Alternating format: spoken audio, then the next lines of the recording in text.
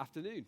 Thank you very much for coming along to our panel discussion this afternoon. AI in work, where's the opportunity, where's the threat? I'll introduce the panel first and I'll do some framing and then we'll get into the discussion. To my immediate right, I have the Right Honourable Lord David Willetts, who is President of the Resolution Foundation, Chair of the UK Space Agency, Visiting Professor at King's College London and Chair of the Foundation for Science and Technology.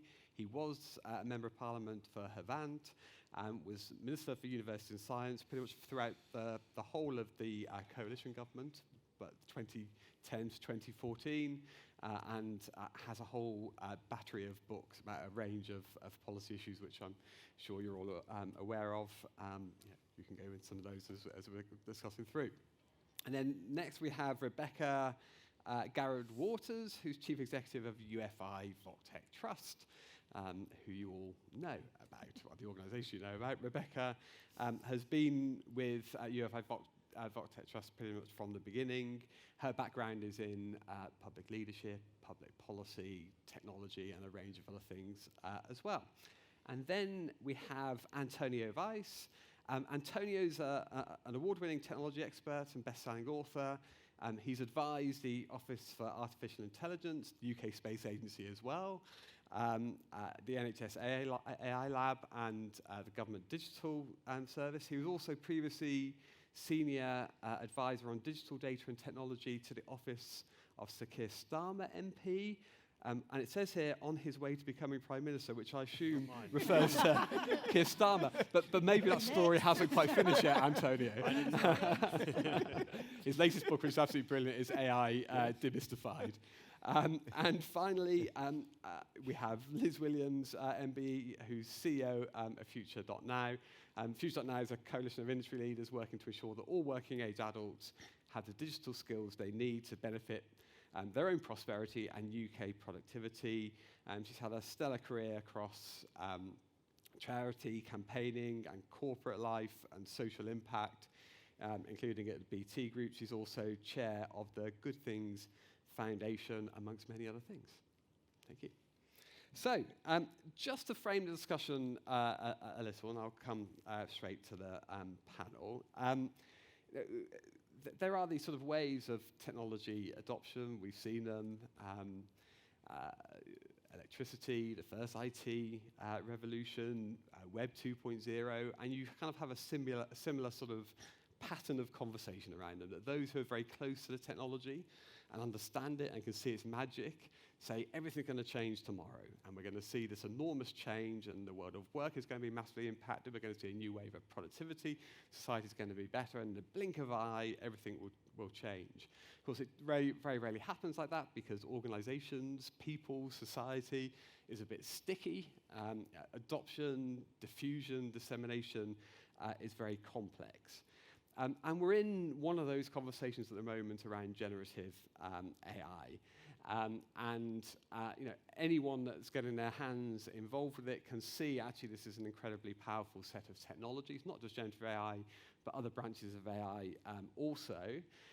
But there is a very live and active conversation about what impacts we are seeing now, what we can anticipate seeing, what the risks and opportunities may be. There's a lot of transition in reality. And what you tend to see, I think, is that the skeptics tend to be right in the short term in terms of the scale of impact, but the evangelists over a longer period of time tend to be more correct. Now, we don't know what that time frame is, whether it's 2 years, 5 years, 10 years, 15 years. Luckily, we've got the stellar panel, and there would be no one better to help us explore the nuance of the changes that we're seeing so we can understand how we can take the best action, have the best policy, have the best organizational responses to the changes that we're seeing. So let's dive into it, and let's see where we are on the spectrum. David, if I may start with you. So, from your vantage point, what do you see as the biggest near-term gains for sort of workers and employers from this wave of technological innovation, and where do you see the most credible risks in the fairly near future, sort of 2 or 3 year time frame? Yeah, well, I very much agree with your excellent and balanced introduction. It reminded me actually what people sometimes say about politics and government. that voters exaggerate what can be done in the short run and underestimate how much governments change things in the long run. So in the short run, indeed, although I absolutely agree with your summary, when we try to track down what is happening, and we at Resolution are starting to look at this, but a lot of others have already been talking about it, there clearly are certain services and professions where you are already seeing a significant impact, particularly things such as recruitment of new young adults to work for them. If you think your company is going to shed 10% of the workforce, then just not doing recruitment for a year or two is one apparently relatively painless way of doing that. Yeah. As an anecdote, however, as to how some of these changes are already being captured, a real conversation with one accountancy firm that said, yeah, we're now definitely harnessing all these new tools. In the old days, we would have done your company accounts by sampling the data. Now we are going to go to every single item and use our systems to absorb that, which of course means that billable hours don't change and you keep your staff busy, and you've taken a managerial decision that you're going to change and increase massively the amount of data you input rather than radically changing your offer by offering to halve your costs or whatever. So I think there's going to be a lot of that type of adjustment going on, where the changes are absorbed within the organization rather than necessarily being immediately visible to the outside eye. Yeah, no, that's right. And that's some of the stickiness, I think, that we're likely to see. Rebecca, what do you see are the main sort of gains and risks in the next couple of years? I'm just thinking about how you work out your billable hours against AI now. But I think one of the big risks, and we talk about this a lot, is that piece about AI potentially increasing inequalities, or if we don't do it thoughtfully and deliberately, there's a risk that we actually widen gaps that people find it harder and harder to traverse. And I think AI is a huge opportunity. I think that we should never underestimate human capacity to make more work for themselves. Mm-hmm. So you solve one set of tasks, and then you just have a whole new set of exciting things you can do instead. So I think there's in the short term, there's a point where we have to get from where we are now to where we know what those tasks and new exciting things are, and that may cause some pain points. But I think you won't be surprised here, I fall on the side of the optimists generally, and I think if we do it properly, we can mitigate against a lot of those big challenges. And we may have more time than we think, or yeah, well, we never have more time than we think. We always think we have loads of time. Good, thank you. Antonio. So focusing on the gains, and I think it's helpful, Anthony, to say we're talking about primarily generative AI, that's where all the excitement is, but actually narrow AI, machine learning technologies are really mature now. If you want where are the true gains, look in radiology, look in diagnostics, look in imaging, those are largely solved problems, and we shouldn't forget them because everyone's now excited about generative AI. But on generative AI, one of the observations I would make is that for some time now, these tools, collections of tools, have been better than average human performance at many, many, many, many tasks. It's almost like play the exercise, come up with a verb. Could a generative AI tool improve on average level of performance? There is reams of evidence which suggest in isolation it absolutely could. And that then begs the question, well, why aren't we utilising them more?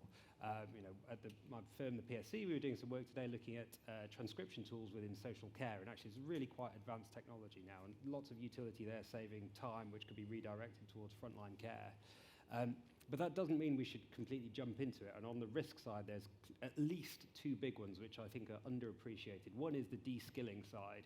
So you make a short-term potential productivity gain, but actually how do future generations learn how to do a literature review, how to do a medical assessment, how to write up notes accurately? And nobody has a good answer for that. And then the second slightly big risk that I see is as the industry has moved towards asking everyone to think about agentic AI, I worry that will encourage people to shortcut doing the hard work of getting their pre-existing systems and workflows and processes fit for purpose, and instead they'll think, oh, don't worry, the agents will solve it all, and there'll be swarms of them. And one, don't know, jury's out on the technology. 2, you should still do the basics well. And I see a lot of people rushing towards the agentic world too soon. And do you think that actually that some of the upshot of that will be that you lose a sort of visibility over your organisation, and when the risks do sort of land, actually explaining how they've come forward is going to be a tricky wrestling challenge? It's definitely true. I mean, you know, the baseline or the alternative is always important to remember, in that humans are pretty opaque. You ask someone why do they make that judgment, they won't necessarily give you an easily auditable answer. But that is certainly true. You know, generative AI is by its nature a black box, and that makes audit risks, transparency much harder. Brilliant. Liz, where do you see the potential gains and where do you see the potential risks in the next couple of years? Thanks. I mean, I quite like where Rebecca started there about efficiency and that being one of the gains that we have, but it's about exactly the point about how you use the time. So if, for example, you've got a situation where, to your point, we're using it in radiology, and that meaning we're getting better clinical information, but then it means that somebody's able to use the time that they had there to actually give me or whoever it is they're meeting with a better experience from a healthcare perspective. Those are all really brilliant. I worry, though, that efficiency will not mean that. That efficiency will mean that we'll just have output metrics about how many people you see, and they'll just be faster. But in terms of, I mean, there's no question, I just think about how I'm using Gen AI in my life. I can plan things so much easier. You can see how all of that comes through. But I think we've just got to be really clear about where most people are. And most people are not as digitally literate today on the digital basics as we assume they are. And that's exactly where our work is at FutureDotNow. And if we just assume that people will just get what AI is, and you just said, are we talking about generative AI? The number of people that will throw all different kinds of terms into it. But we've got to actually teach people. And we've got to teach people properly. And we can't just build on shaky foundations. So some of that is about how do we make sure that we are lifting people with us on this journey, and it's not just some people that end up with good knowledge of it, and the rest of us are sitting there going, well, I don't really want to ask that question because I might sound like I'm really stupid. Yeah. The public conversation around this sometimes feels a bit, it's clearly very, like everything in public conversation, highly polarized. There is a sort of, there's something that's deeply unethical or non-sustainable or untrustworthy about AI at one end of the spectrum. At the other end of the spectrum, it's like, just get on with it. This is going to be brilliant. This is going to change the economy. This is what we need to do. And how do you see that balance resolving itself around the way in which that adoption can happen in the most responsible way from the individual's perspective? I'm going to throw that question back at you in a way, because I'm going to say I think that's only a conversation that's happening in a very small part of society. Yeah. I don't actually think most people are really having that conversation. But I'll give you an example. We're running a project at the moment down in the Southwest, which is all about helping unemployed adults into work and giving them both the essential digital skills and the basic AI skills. And one of the things that I'm finding really fascinating that's coming through from the early findings is there is a greater level of curiosity about building their digital skills because they want to know about AI. And I think that's absolutely fascinating. And as we're taking people through that journey, we're also seeing that curiosity is transferring into actually motivations in very different ways. And it's only a small scale pilot, so I don't want anyone kind of going, oh, she said. But, what we've seen is in 4 months, we've seen a 26% people getting into jobs. Yeah. Now, that is remarkable in the kind of program that we're talking about. So there is something about some of the change that this is happening in terms of people's curiosity and their interest around it. Yeah. I think we have to leverage that. Yeah, interesting. Is that, Antonio, where you see this on this sort of fear and anxiety versus curiosity spectrum? And I imagine it's playing out within all of us in different ways. It is. I mean, even geographically, it's very, very, very different. And there's lots of reasons for that. Demographically, the UK is a slightly older society than many other places, and that seems to track relatively instructively with AI adoption. On the whole, all of the research on polling would suggest that people are becoming, and in general, slightly more anxious about AI and jobs. But one of the relatively, I would say, unique properties about the large language models, ChatGPT-based AI, is because it had that consumer-facing edge when it exploded in November 2022, actually usage levels, I won't do the NAF like who's used it today thing, but it's probably 80% of you now. That was 20% 3 years ago. Is really, really high. It's really, really high, and I suspect a little bit like the smartphone encouraged public services to transform and lag because expectations got raised. It is very likely, I would have thought, that we will experience a similar thing again. So despite the anxiety and fears, because it is hardwired into day-to-day experiences for so many people, the expectation will be if I use it in my day-to-day life, I will be using it in other things as well. I mean, the one point that I would make just on this, we do a little bit of looking into dating and AI. I mean, AI, it's now native in dating apps to have AI responses. And if there is a whole generation of relationships that are going to be started and aided by AI, like what does that say for the future? I mean, it just becomes totally normalized. I don't know where agentic AI fits into that, but maybe we'll think about that another day. Rebecca, on this question about good and bad adoption and how to support people through the journey in the right way, and not to prang their anxiety levels over their curiosity levels. How do we go about that, do you think? It's a really interesting question, and actually I think your point about the interface that people have with AI is a really important one, because actually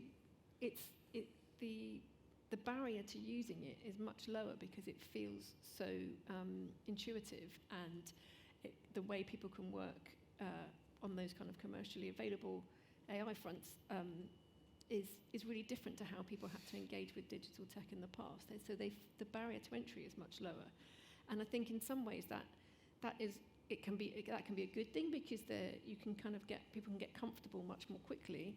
And it also can be a bad thing because it's very easy to kind of reach a bad place quickly. And I think from a systems perspective, actually being deliberate and thoughtful about where AI can have benefits is the most important thing that we can do. Because if we just leave it to kind of, well, actually lots of people are adopting it and it'll all work itself out, that's where we quickly get to a bad place. And we know that from lots of other different kind of tech examples. I think that kind of the good AI, bad AI is almost it's almost impossible to separate the two. It's more about the intent behind it, and actually thinking about what I always say this kind of, what's the purpose, what's the point, why are we doing whatever it is we're trying to do, whether it's for the skills system, why are we putting people through the skills system, and then using that intent as a rationale for how we adopt the tech tools that then underpin it. Yeah. David, your successes in the science department, what is now DSIT, of course, are part of the evangelical voice of this, or it comes across that way sometimes. Where do you think that balance should be between sort of evangelism, persuasion, reassurance from a governmental perspective? I think there are fantastic opportunities in AI, and I guess an angle that is been of particular interest to successive governments has been public services, when you look at how you square the circle of growing demand for public services and real fiscal constraints. And actually, I wrestle with this a bit, chairing the Regulatory Innovation Office, which is a bit of DSIT that tries to ensure regulation does not stand in the way of innovation and new technologies, though you need a regulatory regime. And as this conversation has gone on, I was thinking about it's going to be heavily dependent on the way public attitudes work out. Yeah. So take ambient technologies and AI. For several years now, ministers have dreamt of the GP with a listening device that enables the conversation with the patient to be converted into a message to the hospital consultant, which at the moment is something like 20% of GP time. After the patient leaves that evening or whatever, they draft them all out. That is a classic AI role.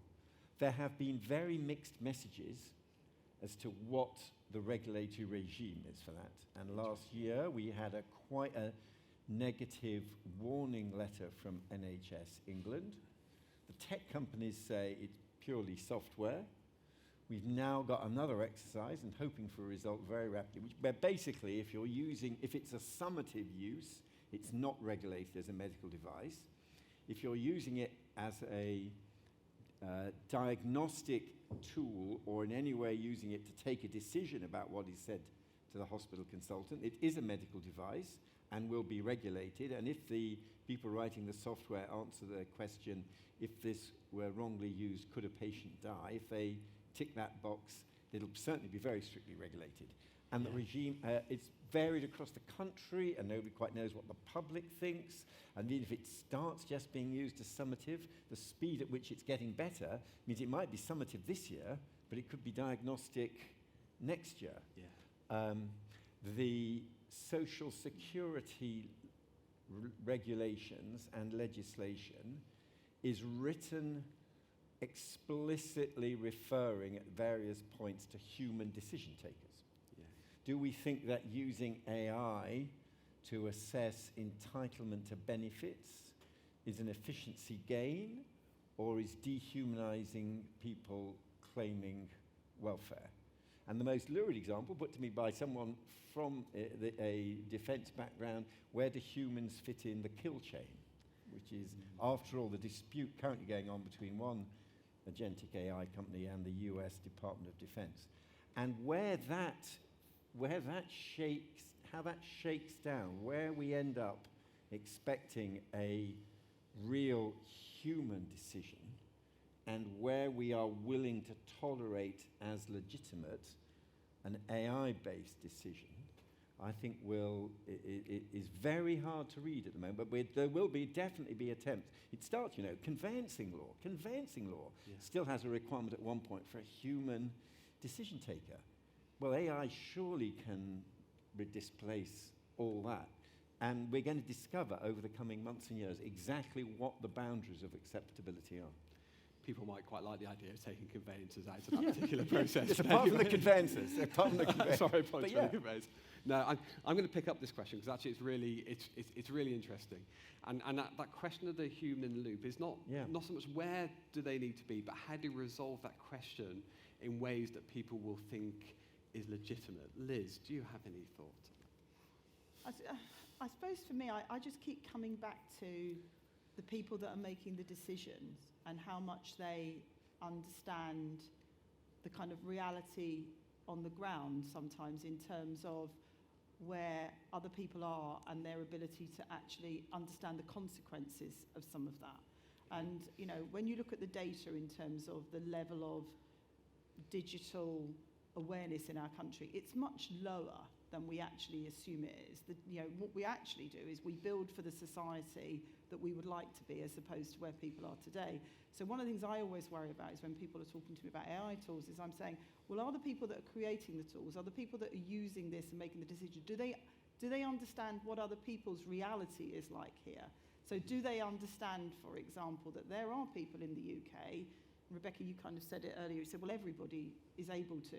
And the answer is everybody isn't able to. And, as we have great examples of how technology is helping with NHS appointment times or the way that you get your appointment at the doctor or you can get it online. But actually for some people that isn't their reality. So I start to have palpitations about it because I've spoken at quite a few AI conferences where I just talk about the reality of where people are and give them some stats when you talk about, there are 8 million people that don't have the foundational digital skills in this country.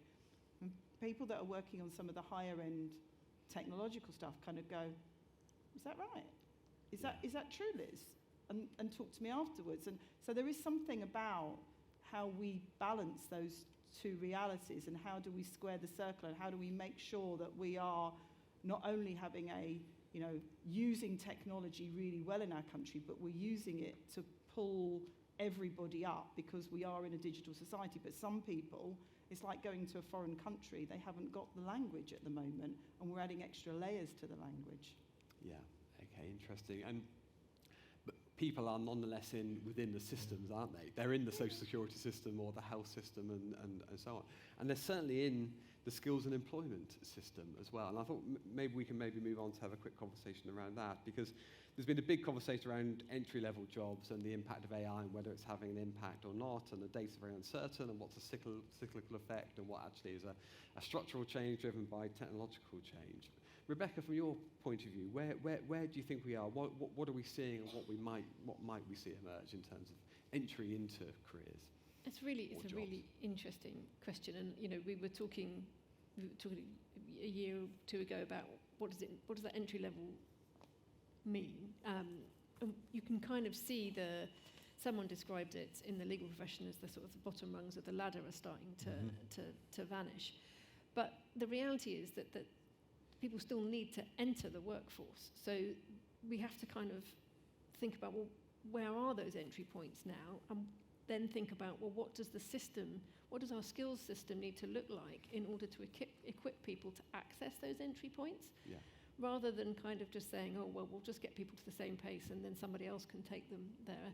We need to sort of step back and say, well, it comes back to the previous point. So why are we doing all this? What are the skills people need to have when they exit the education system that allows them to access the jobs that are going to be available, and also equips them to continue learning and developing? Because I think that will it's important. It has always been important. It's very important now. I think it will be even more important to have that continued learning as tech gets faster and faster and faster. Being able to keep pace with that development will be one of the most important skills you can come out of the education system with, is the capacity to continue to learn. Yeah. Antonio, where are you on this? An observation I have is that when new technologies emerge, they tend to exacerbate all of the pre-existing problems in society, but nobody wants to point that out. So I was a further education college governor for 10 years, and it wound me up, and then I just got disappointed, and it winds me up again, just how poorly understood skills and the FE college sector and what vocational education means or doesn't mean by policymakers, by technologists, by people, commentators in general.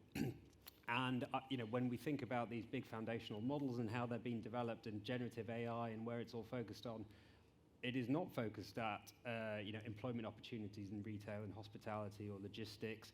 And I worry that there is a lack of sophistication about the granularity of changes that will mean at entry-level jobs, or jobs full stop. And one of the solutions, I think, should be that the sector needs to have a better voice in shaping those conversations, in shaping the market, in shaping the technologies, and identifying the needs. So, and I know we're involved in this together, but the FE sector is getting together around AI. So I think they're calling collaboration clusters. It's something we're helping a bit to support, but is led by the sector. And I think that's exactly the sort of standing up and saying, this doesn't work for us. This is what we need. That is needed.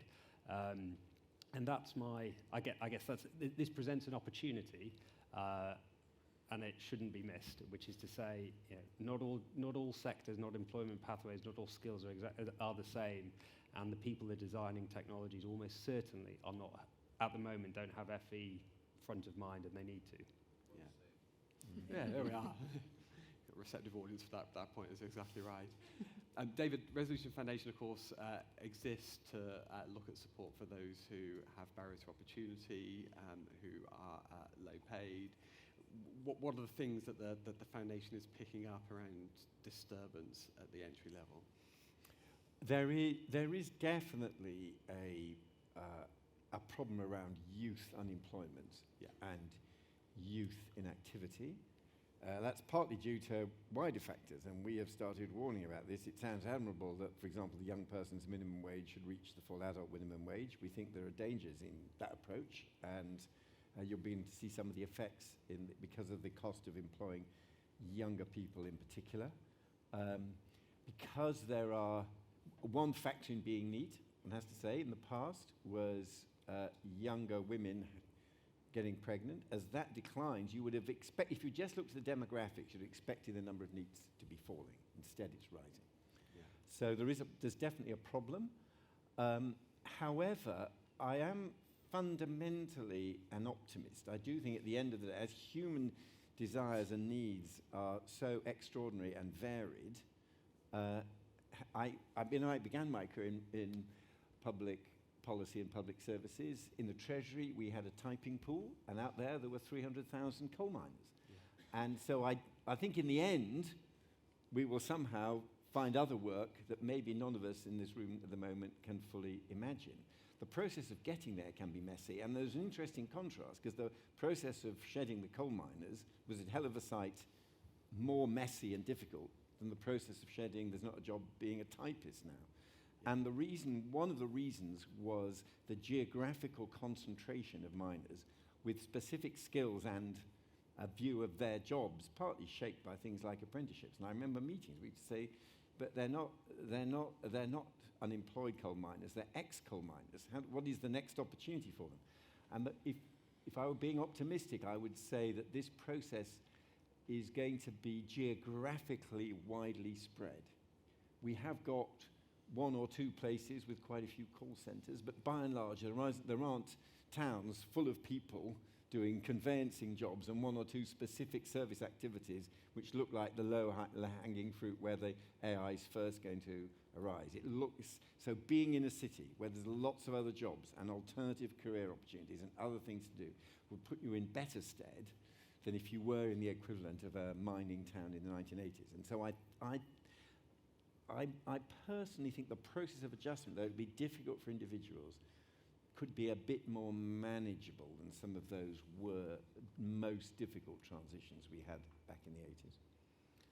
Liz, from a labour market perspective, what are you seeing? I mean, is generative AI a factor here, or is it really isn't? We're dealing with sort of, things we understand, even if they are difficult to resolve, and what might emerge. I mean, I think the entry-level jobs one is well versed. People talk about it all the time, but I don't know how many people have seen the Anthropic research that came out recently that actually talked about what's happening in practice at the moment.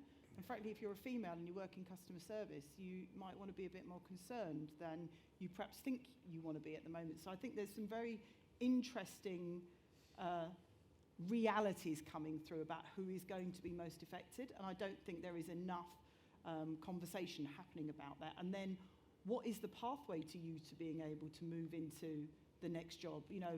The example of mining that David gave there is well made, but it feels to me at the moment that in some ways we're kind of sleepwalking into believing that people are going to be able to move seamlessly into these higher skilled jobs from a technology point of view, but we're not actually building the skills in them. There was a really interesting item last night. I think it was Channel 4 News, but I was a bit of a news hound last night, so I was on multi-channels, but I think it was on Channel 4. And it was about AI, but it wasn't about the job per se. It was about the experience of a young graduate who was applying for jobs. And this young lady, was coming out of her university career. She had applied for over 100 jobs. She'd had over 100 interviews as part of that process. And not once had she yet met a human being. Yeah. Everything was being managed through an AI system. Yeah. And listening to her speaking about that experience, and her goal that she was working towards was actually just being able to get an interview with a human being. And I think there is something about that we also need to be reflecting on. So it's not only about the jobs, it's also about how you're accessing the job and how the people that are creating the systems that are helping you access the job are able to interpret that data and get the right people through those processes. And how do we make sure we're not just destroying the confidence of a whole generation of job seekers? Yeah, and it's unfortunately now a very common experience. And the volume of what you have to go through is immensely challenging. Rebecca, how should we respond to this? I mean, taking those two things together, I mean, the experience of youth and unemployment in that example is clearly worse in many respects and utterly demoralising. But coming back to David's point as well around the potential for dispersed impacts, how do we respond on a sort of systemic level, on a policy level, to that sort of challenge? I mean, the one thing around a geographical concentration, you could maybe have a geographically concentrated response, but this is slightly more challenging, isn't it? But maybe the technology can help us in the response. I mean, I'm going to say it would help us in the response. You won't be surprised. I think the fact that it's not geographically concentrated gives us both challenge and opportunity. Mm-hmm. And I think the optimist in me says, well, actually, because it's not geographically dispersed, that allows us to be really thoughtful in a way that could ultimately benefit everybody and do something that is positive, that uplifts uplifts us all societally. Obviously the downside is that if we get it wrong, it gets it wrong for everybody, which is pretty bad news. But I think being very very thoughtful about the sort of non-specific skills. I know there's lots of different bits of terminology, and we can talk about soft skills and transversal skills, or however we want to term them, but it's the things that equip people to go into the workplace and be ready to take on a job that aren't necessarily about whether you press this button or that button. They're going to become increasingly important as AI becomes increasingly pervasive. And I think being much more deliberate about what it means to emerge the education system with those skills will be a critical thing. And I just sort of anecdotally, we were talking about this earlier, I graduated centuries ago, like the dinosaurs, and I also applied for hundreds of jobs, and I had nothing from my degree the skills I had learned that would then equip me for doing a job. What I had learned was all the things that gave me the capacity to then learn how to do the jobs I went into. And I think if I was ever to kind of go back and give anyone a piece of advice, which would be useless because I'm so far away from where things are now, but it is kind of really lean into that kind of things you enjoy and things you are good at, because you can kind of learn the skills you need around it. And I think getting too hung up on trying to build the really, really specific granular bits for specific jobs that exist today undermines our skills system. And I think that can be really, if we can get away from that would be a good thing to do.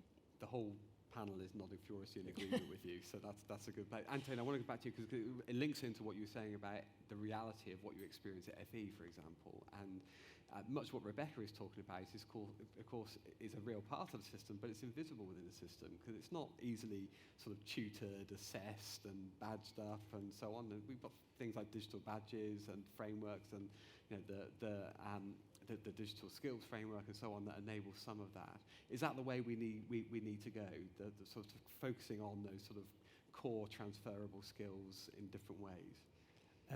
Yes, I mean the unhelpful answer is that I really do think it will look very, very different by industry and sector depending on how technology is adopted, and I don't think there is an easy solution to that. But some of that is information and signals to the market about what skills are needed, either through technology suppliers or through qualifications providers or through training providers. And the bit that I would say just on the employer angle is there seems to be this assumption that consumers want things which have AI applied to them. And I don't think that's a proven assumption. And if we accept, as you said at the start, Anthony, which I agree, like, we're in the in-between times. We don't know where the story ends. I think there's a real opportunity for employers and companies and institutions to say we will use enough to provide greater value to, maybe in public services, very good example where supply can't meet demand, address those gaps. But actually, we're not going to go all in on AI and replace retail and hospitality with robot concierge kiosks, because we don't want to provide that service. And if the market doesn't like that, well, fine, okay, that's difficult. But I suspect the market will be very receptive to that, because the reason why B Corp certification has got very popular is because there's strong demand for doing things well. And I would like to see a bit more of the employer and the institutional aspect into that. Why are humans good? Why do they add value to a service? Make the case for it. I knew we'd get existential today, but we're there. Just before we go into that sort of territory, Liz, because I want to give you a chance to talk about essential digital skills and where it fits in with this piece and this adaptability piece and so on. But I keep coming back to, I did a piece of research about 10 years ago. I was the Social Mobility Commissioner for the government leading on digital in the future of work, but predating that, I did a piece of research which was all about what's the role of digital in terms of social mobility. And, the thesis absolutely is that, or was at the time, was that, are digital skills something that could be a bridge to social mobility, or are they something that, if you don't lean into them, could actually create an even greater chasm? And I still believe that's the case. I still believe that if we equip, and have data to prove, that if we equip people with good digital basics, actually that enables them to progress further and faster. But I do think it's about being specific, because what happens is we can talk all the time and say, oh yes, well, people need to be more digitally capable or they need to be AI literate, but actually we need to be clear what that means. Yeah. And one of the things that is fabulous about the Essential Digital Skills Framework, and I'm a big advocate for it, not because it's perfect, because it isn't perfect, but what it does is it details the 20 tasks that you need to be digitally literate in work. And it gives you that building block, and it gives you a level of specificity that when you put that in front of people, people go, oh, there are 9 skills that are about online safety and security, and I can only do 6 of them, and therefore I feel a little bit behind the curve, and therefore I want to get, and if there's a badge, then often that will act as a motivator. And we've just done a piece of work looking at what are the AI basics that everybody needs, and they are actually common. It doesn't really matter what sector you work in. When it comes to the basics, there are 4 things you need. And then they're not rocket science, and I'm sure all of you are going to go, well, that's pretty obvious what she's just said.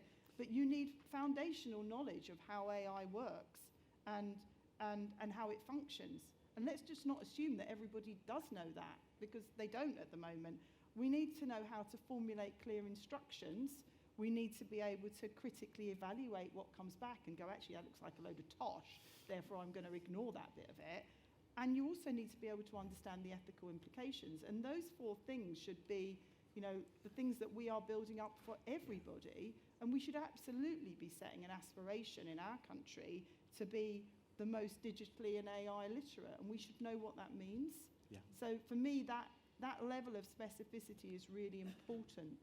Yeah. I can see David really leaning in now. Yeah. I mean, it's fascinating. But part of the AI revolution is it just gets so easy.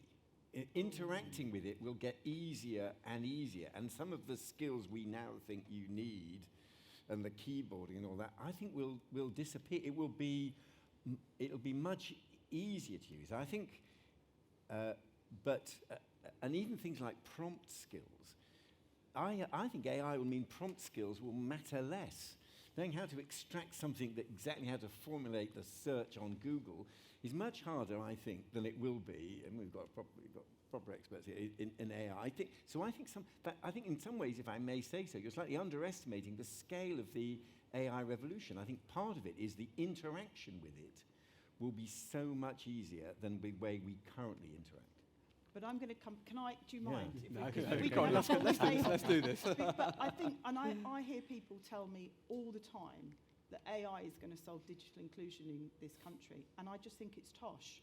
It's only going to solve that if we deliberately walk towards it and we have a plan and a strategy to do it. I agree with you in principle of all the things that you're saying, but I just think in practice, I'm just not sure I believe that will happen. I do believe there will be a lot of people that will get left behind if we're not careful. Great. That is on to that. I'm going to ask one more question. I'm going to come to the audience. So if you do have a question, start formulating it now, because you've got about a minute or 2, and I'm going to start coming. I won't just pick you out, but you have to put your hand up and then volunteer.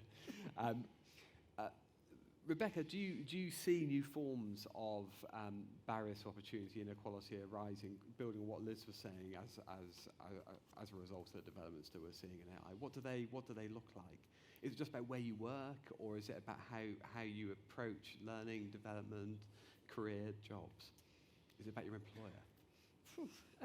I think the simple answer is, I think with any new tech, there will be new forms of barriers that then result, and we have to be kind of pragmatic about that, and also ready to see them coming. I think the kind of I agree with David on the sort of the ease of use, but I also agree with Liz in that the kind of actually if the challenge will come in that if we have an extreme ease of use, but people aren't informed about what the context that underpins it, that's when you have a danger of kind of misinformation or people being taken to places and spaces that are potentially quite dangerous. And I think ensuring we have the kind of wider public discourse about how we make sure we have an informed society that understands what these tools mean and understands what the AI implications are when they're engaging with things that may not even appear to be AI. For instance, if you're engaging with your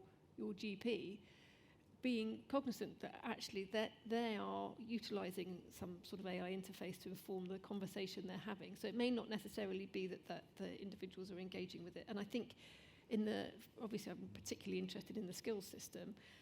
I think that becomes important. So anecdotally, we had a discussion, I won't reveal any sources, but about kind of if you give students feedback, the feedback from the AI is better received as long as they don't know it's from an AI. Yeah. And the quality of feedback was better, but if you reveal it's from an AI, the kind of mistrust of it is greater. And so there's a sort of immediate incentive then to say, well, don't tell them it's AI. So there's a kind of, what does that mean for how we build a system? What does that mean for how we deploy tools? And how do we do things in a way that is really ethically sound? So I think they're the big barriers and challenges.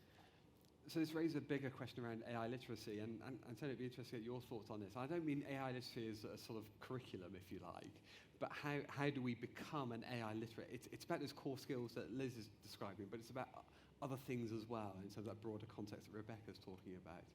I mean, it's a question about, how do you raise a level of awareness, which is obviously multifaceted. But a few examples which I give, which I hope are helpful, is that I think everyone needs to have a base level of understanding to answer the following question. Yeah, what happens when you make a post on Instagram? Right. Yeah. Technically, understanding where the data goes up to the satellites, down to the servers, across to the fiber optic cables, you can then reveal all of the cybersecurity problems and risks that you're going to incur by getting onto an unsecured Wi-Fi, by using the wrong device, by sharing a login. And most people don't know the answer to that question. Similarly, when the horrific nudification images came about that were on Elon Musk's Grok platform, very few people stopped to ask the question, how on earth did anyone make a large language model that could create that? And the answer was because those models were trained on data which had child sexual and exploitation imagery as part of the data set. And that should then create a question which goes, why were they allowed to do that? Yeah. But without those levels of technical awareness, which aren't that sophisticated, but are still at a degree more depth than we have, you don't ask the best policy or practical or operational questions. And I think that's what better will look like when most people can confidently give good answers to those. David, what do we need to do to become an AI literate society? Well, I think some of what we've just heard is makes a lot of sense, that people, we are all learning a lot about this technology and need to understand it better. But actually, I thought, following on from that really good point, we've just had a debate in the Lords about basically picking up on the Australian model and the extent to which there should be supervision of children's access to online material. And in the course of the debate, my view changed, which is the kind of thing that can happen in the House of Lords and hardly in the House of Commons. and I'd started off quite libertarian, if you like. Hang on, what are we trying to do? Instruct all the Australian stuff seems very heavy-handed, watch out. And there were a series of interventions by parents with young children in the debate, basically describing the environment that they were in. And when I see how access to AI is going to become, I think, more regulated, it does remind me a lot of Charles Dickens and the Industrial Revolution in the mid-19th century. It was children that led to the first factory legislation and the first acceptance that the state had a responsibility. It was people saying there are children working, there are children unsupervised. And I think that we will see, and we're now in the way of a large amount of new regulation and new understanding of the threats, driven above all by the sense that we as a society have a responsibility for the upbringing of our children. And that will just be the start. And I think the debate about, in terms of how people will learn what it can do and what the dangers are, it will be by learning what the vulnerabilities of children are. And after that, I think there will be wider regulation. And I think, oddly enough, in that respect, it'll be not unlike the development of regulatory regimes at other stages of technology. Yeah, we're all somewhat children in this regard, I think. So I want to open it out to the audience. Is there anybody who has a burning question? We've got a roving mic at the back. There's a gentleman here and Paul. Anybody else want to come in? So I do, and a lady at the back here. Yes, please. Thank you very much. Really interesting conversation. I am working on a program with the King's Trust around green construction, and we are embedding some AI literacy, even in green construction, actually with the help of funding from Weiss. So thank you, Rebecca. I was interested in what you think the right balance is between the foundational skills that you rightly talked about, we try and include that, and thinking about it from a sector specific, so it is more inclusive. So as you might know, the King's Trust, biggest youth charity, working very with marginalised people across London, and what we're finding is if you're putting it in the context of how it would help them to, even on trade skills, be thinking about this, we're getting much more engagement. But I just wondered what you thought about that balance between kind of more general skills versus trying to put it in the context of particular industries. Great. Let's take the lady at the back, and then I'll come over to. So I read a sobering statistic this week, which was that 86% of the worldwide population have still never used any generative AI tool, which made me think about that digital divide that Liz has been talking about as well, but on a worldwide scale, and the digital gulf that might exist. And it reminded me of something Stephen Fry said at BET last year, which was that a threat with AI rollout is if the three big bad C's are leading it, which is criminals, countries, or corporations. So I wondered how we could make sure that the better three C's, i.e. charities, colleges, and communities, lead instead. Brilliant, thank you. And then over there.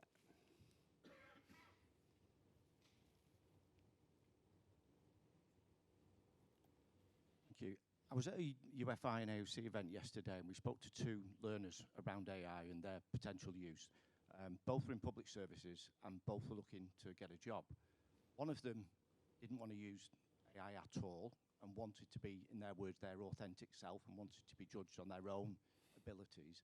And the other one absolutely wanted to take advantage of generative AI to provide the best version of themselves as they stood it. How do we ensure we don't get this polarized view? And these are young people who really care about the data that they're providing to these systems. Yeah, brilliant. Okay. So 3 questions there. One about sector-specific approaches versus general skills. One by making sure the better angels of charities, colleges, and communities are leading the debate. And 2 about these divides amongst young people about how they engage with generative AI systems and what the consequences might be for their education, learning, and prospects. So who wants to pick up any of those questions? Great questions. Great. Yeah. Yeah. They're really good questions. Aren't they? I mean, I wish I had the answer to them because they are genuine. But do you know what I really love about it is I do love the thoughtfulness, and I think the point is on so many of these things, these are exactly the kinds of the questions that we need to be surfacing, and I think we need to be really clear that we don't have the answer to a lot of this stuff.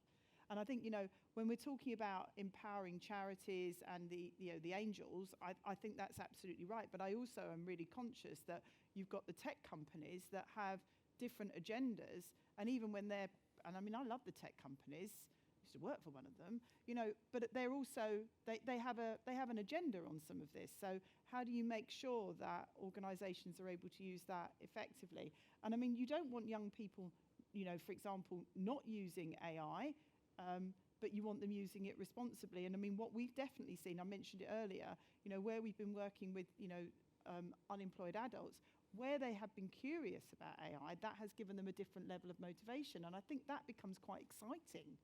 So anyway, brilliant questions. Thank you. I'm going to leave now. I think on the who leads the debate front, I think part of it is about being pragmatic about the fact that if we have to move with it, and we've got to recognise that the bad 3 Cs are going to be doing it anyway. So we need to really stick with that conversation. And there's a danger that if you end up in a kind of AI is bad, or we don't want it, or the social media ban, whatever it is, you stop being part of the conversation that moves things forward.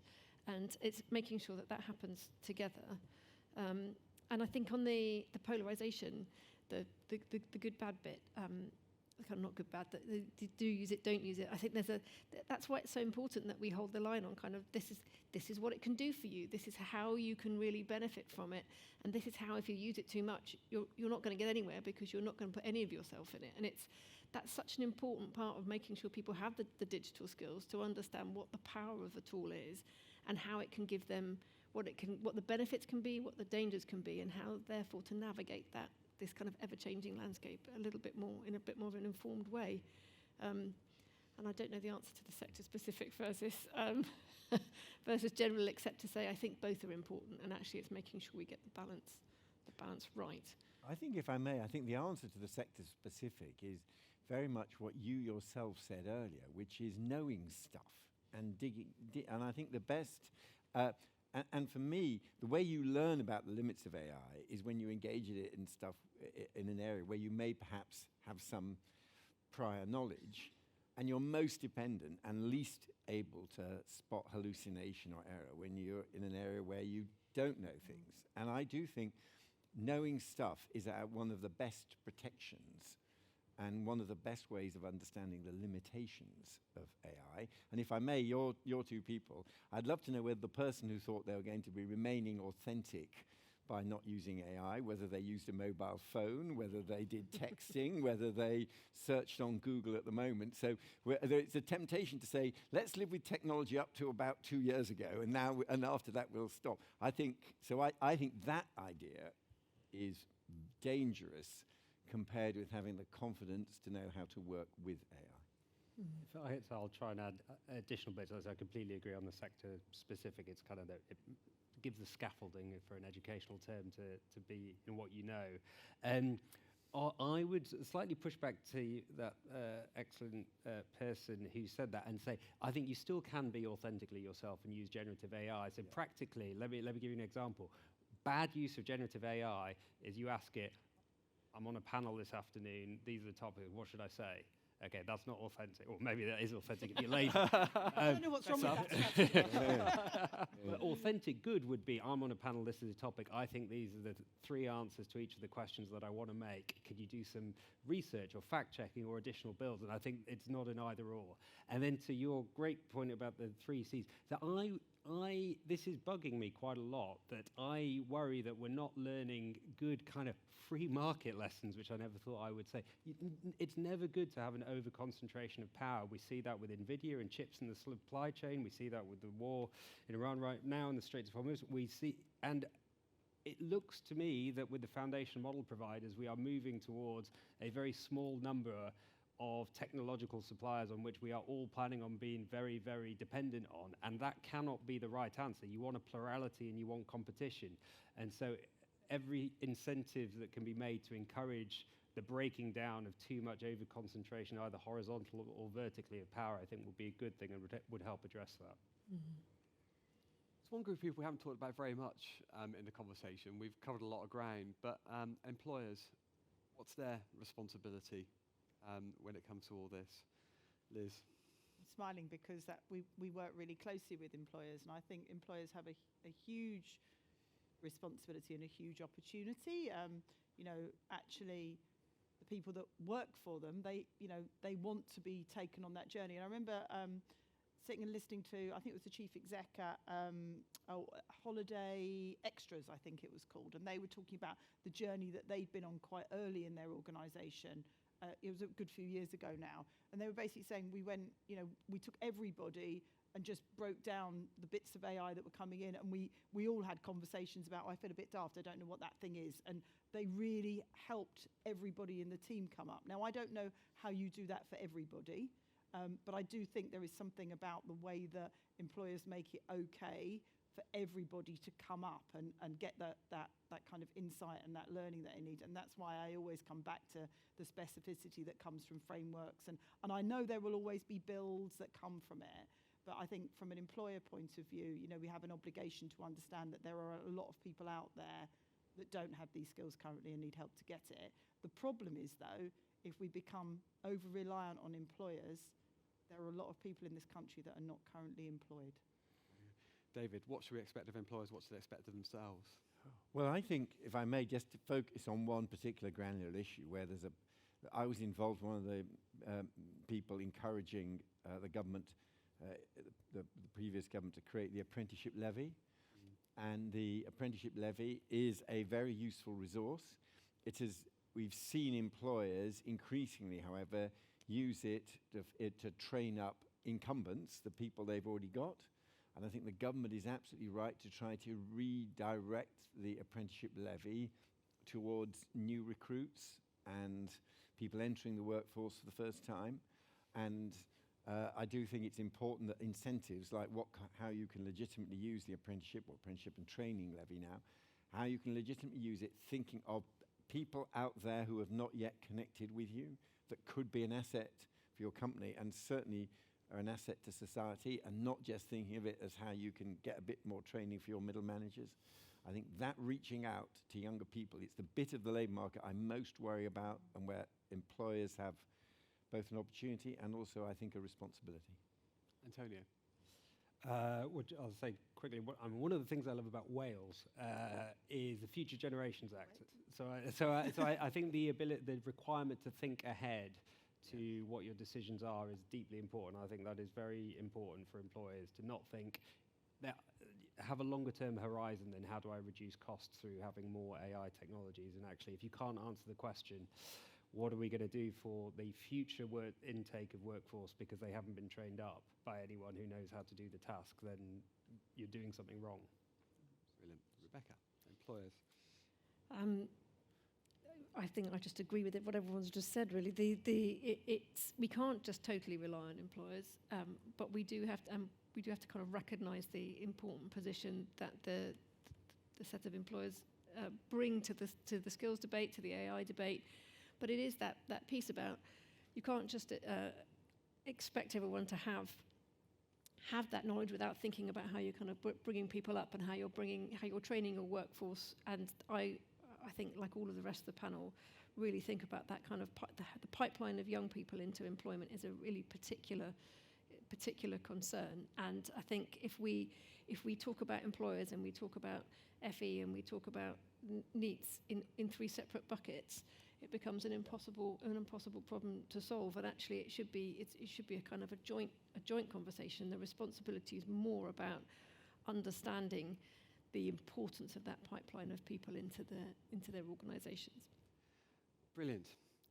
We've run out of time, and we could continue, no doubt. But I framed this discussion at the beginning between this back and forth between skeptics and evangelists, and I don't think we've heard deep skepticism or wild evangelism in the conversation this afternoon. We've heard sort of deep pragmatism, insight, but a degree of optimism, which I think is always welcome. But it's quite clear that we're all in this room feeling our way around these issues continuously. So it's good to continue the dialogue. We'll certainly carry that on as UFI VocTech Trust and the projects we support and the partners that we have and the ventures we get behind and the insights we're able to pull from the things that we support or are involved in. But I just want to thank the panel for an incredibly rich conversation. Liz Williams, Antonio Weiss, Rebecca Garrod-Waters, and Lord David Willetts. And thank you for coming along and enjoy the showcase downstairs. There's some brilliant stuff to have a look. The technologies that we've been backing, granting, investing in, and so on. There's some amazing stuff. So please do take some time downstairs if you possibly can. Thank you, and thank you to the panel. Thank you. Thank you.